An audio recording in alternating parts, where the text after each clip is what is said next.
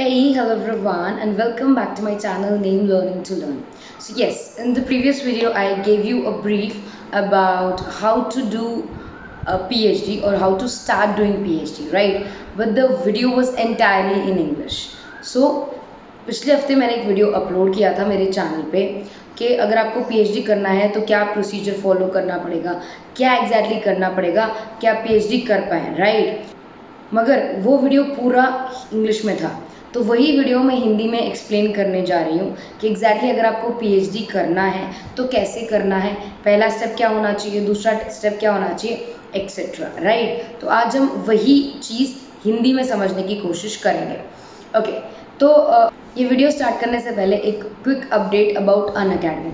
अगर आप अनअकैडमी नहीं जानते तो प्लीज़ अपने गूगल स्टोर पे जाइए, राइट, और ऐप स्टोर पे और डाउनलोड कीजिए अनअकैडमी। अनअकैडमी इंडिया का एक लीडिंग ऑनलाइन लर्निंग प्लेटफॉर्म है जहाँ पर आप बहुत सारे कॉम्पिटिटिव एग्जाम्स की प्रिपरेशंस कर सकते हैं। अगर आप NTA UGC नेट से रिलेटेड प्रिपरेशन कर रहे हैं या आप कोई और प्रिपरेशंस कर रहे हैं, बैंक के एग्ज़ाम देना चाहते हैं, UPSC क्लियर करना चाहते हैं और कोचिंग बहुत डिफ़िकल्ट लग रहा है कि कहीं शहर ना चेंज करना पड़े, समथिंग लाइक दैट, आप घर पे बैठ के भी कोचिंग पा सकते हैं through Unacademy. So make sure आप ज्वाइन करें अनअकैडमी।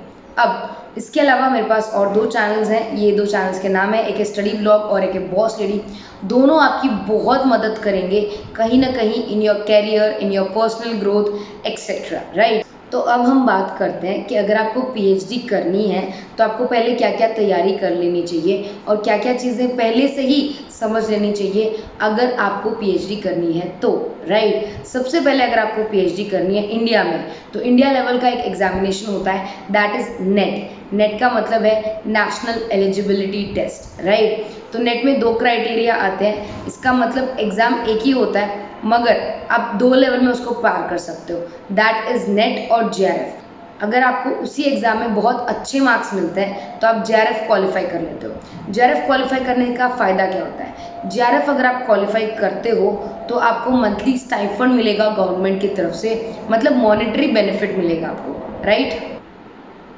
अगर आप JRF क्वालिफाई कर लेते हैं तो गवर्नमेंट की तरफ से आपको मंथली स्टाइफंड मिलता है, राइट? इससे आपको यू कैन से कहीं जॉब ज्वाइन करने की ज़रूरत नहीं होती, आप पूरा कंसंट्रेशन अपना JRF पे कर सकते हैं, इसलिए गवर्नमेंट ये करती है। तो सबसे पहले क्या नेट क्लियर करना ज़रूरी है? हाँ, ज़रूरी है। अगर आप नेट क्लियर नहीं करते तो शायद ही कोई यूनिवर्सिटी आपको एक्सेप्ट करे फॉर PhD, राइट? तो सबसे पहला आपका ऑब्जेक्टिव हो जाना चाहिए कि आपको नेट क्लियर करना है। दूसरा, काफ़ी सारी यूनिवर्सिटीज़ जहाँ पे भी आप अप्लाई करना चाहते हो, आपको सबसे पहले उनके ऑफिशियल वेबसाइट पे जाना चाहिए, क्योंकि अब कोविड सिचुएशन है, काफ़ी यूनिवर्सिटीज़ खुली होंगी, बंद होंगी, बट स्टिल उनके ऑनलाइन वेबसाइट्स खुले होते हैं।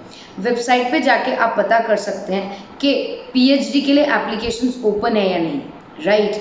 अगर आपको पता लगता है कि PhD से रिलेटेड एप्लीकेशंस ओपन है तो सबसे पहले वहाँ पर जाकर आप एलिजिबिलिटी क्राइटेरिया चेक कीजिए। एलिजिबिलिटी क्राइटेरिया क्या होता है? इसका मतलब वो लिस्ट ऑफ चीज़ें बताते हैं कि अगर आपके पास ये क्वालिफिकेशंस है तो आपको यहाँ पर PhD करने का मौका मिलेगा। तो उसमें क्लियरली लिखा होता है कि वो लोग नेट प्रेफर करते हैं या नहीं, ठीक है?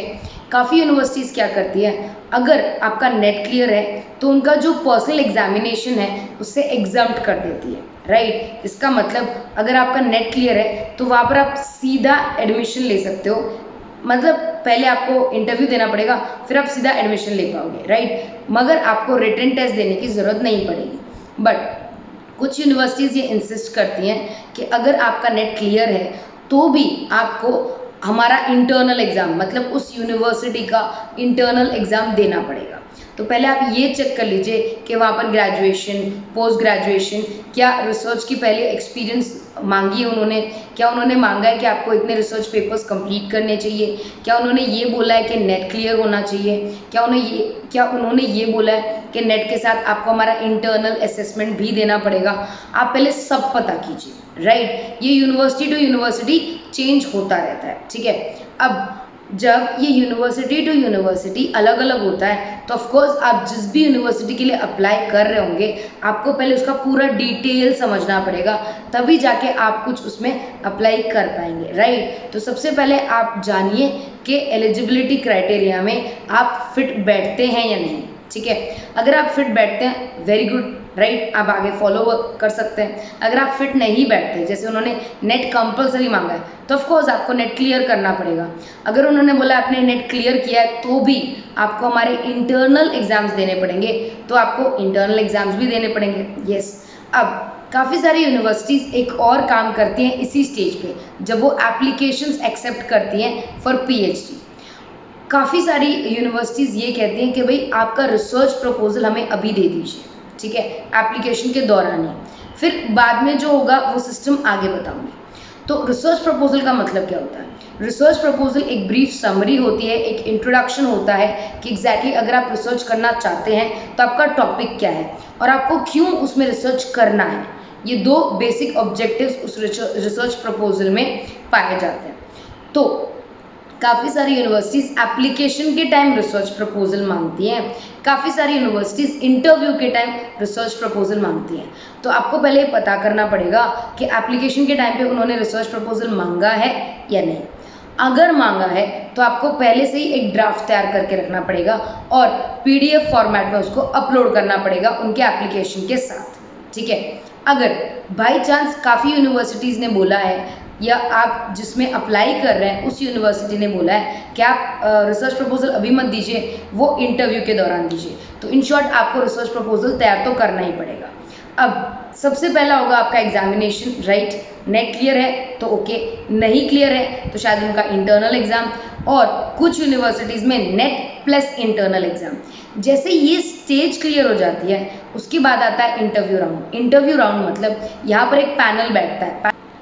पैनल मतलब दो या दो से ज़्यादा व्यक्ति जो एक साथ आपका इंटरव्यू लेंगे। वो आपसे क्वेश्चंस कर सकते हैं आपके ग्रेजुएशन के बारे में, पोस्ट ग्रेजुएशन के बारे में, आपके स्पेशलाइजेशन के बारे में, आपके रिसर्च प्रपोजल के बारे में, आपकी प्रीवियस नॉलेज के बारे में। तो इंटरव्यू काफ़ी ब्रीफ होता है, ठीक है। उसमें बेसिकली आपका इंटरेस्ट जाना जाता है, ये भी जाना जाता है कि आपका जो रिसर्च प्रपोजल है क्या वो इस लायक है कि उसके लिए आप 3 साल अपने लगाओ, उसमें मेहनत लगाओ, टाइम लगाओ, यूनिवर्सिटी का टाइम जाए, राइट। ये सारी चीज़ें अगर आप क्रैक कर लेते हो, समझा पाते हो इंटरव्यूअर्स को, राइट, और अपना नॉलेज बता पाते हो तो आप इंटरव्यू क्रैक कर लोगे। उसके बाद यूनिवर्सिटी डिसाइड करेगी कि आपको एज अ पीएचडी होल्डर उस यूनिवर्सिटी में लिया जाए या ना लिया जाए, ठीक है। तो ये रहे आपके टोटल स्टेप्स। सबसे पहले आपको नेट क्लियर करना है, फिर यूनिवर्सिटी के ऑफिशियल वेबसाइट पे जाना है, फिर एप्लीकेशन भरना है, फिर इंटरव्यू देना है। इसी बीच में आपको रिसर्च प्रपोजल भी बनाना है, राइट। तो ये रहा स्टेप बाय स्टेप प्रोसीजर कि किस तरह आप पीएचडी के लिए एंट्रेंस दे सकते हैं या पीएचडी करना स्टार्ट कर सकते हैं practically in a university, right. अब जब नेक्स्ट वीडियो में अपलोड करूंगी it will be related to how to choose your topic in the research and how to choose or how to make research proposal, कि research proposal कैसे बनाया जाए और research topic कैसे चूज किया जाए, राइट। तो आई होप आपको ये वीडियो समझ में आया हो। अगर कोई डाउट्स हो, कुछ क्वेश्चंस पूछने हो तो आप प्लीज़ कमेंट सेक्शन में लिख सकते हैं। ये मेरे 2 चैनल्स हैं अलग, आप इसको फॉलो कर सकते हैं, और जो लेटेस्ट वीडियो है वो यहाँ पर दिख रहा है जो मैंने अभी अपलोड किया है, तो you can check it out. अगर आपको पसंद आया प्लीज़ लाइक बटन दबाइए, और अगर आपको कोई भी डाउट्स है, कोई भी क्वेश्चंस है तो नीचे कमेंट सेक्शन में पूछिए। Take good care of yourself, study hard, bye bye.